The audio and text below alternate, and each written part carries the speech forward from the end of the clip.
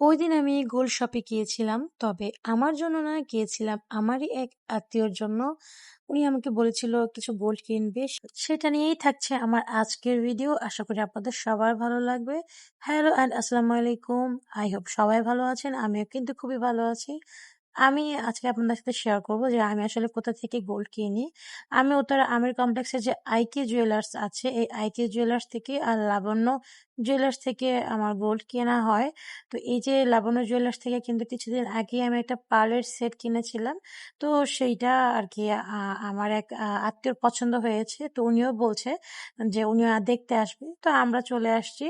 তো এই তো হচ্ছে আহ ওনাদেরকে বলার পরে অনেকগুলো পার্লের সেট ওনারা দিয়েছে দেখার জন্য। আমরা এখান থেকে কাস্টমাইজ করে দেন হচ্ছে বানাতে দিব। এখন যে গোল্ডের প্রাইস, মানে গোল্ড কিনা মানে হচ্ছে বিলাসিতা আর কি।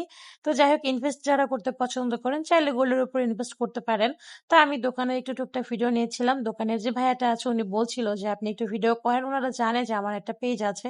তো আমি যখন ভিডিওটা করছিলাম ওনারা আসলে খুশি হয়েছে, আরো বলছে যে একটু সুন্দর করে ভিডিও করে মানে করে দেন, করে আমাদের পেজটা ট্যাগ করে দিয়েন। তো যাই হোক, আমি দেখি পেজটা ট্যাগ করে দিব নে।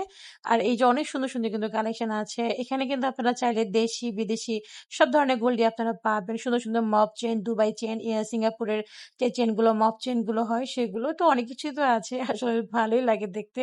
তো এই যে আমাদের এই সেটটা খুব পছন্দ হয়েছে, সেটা কিন্তু খুবই সুন্দর। এটা কিন্তু সীতাহার, বাট আমরা চাচ্ছিলাম একটা নেকলেস বানাতে। তো কেমন হয়েছে আমার এই ভিডিওটা? যদি ভালো লাগে অবশ্যই লাইক, কমেন্ট, সাবস্ক্রাইব করে দেবেন আমার ইউটিউব চ্যানেলটা। আজ এই পর্যন্ত।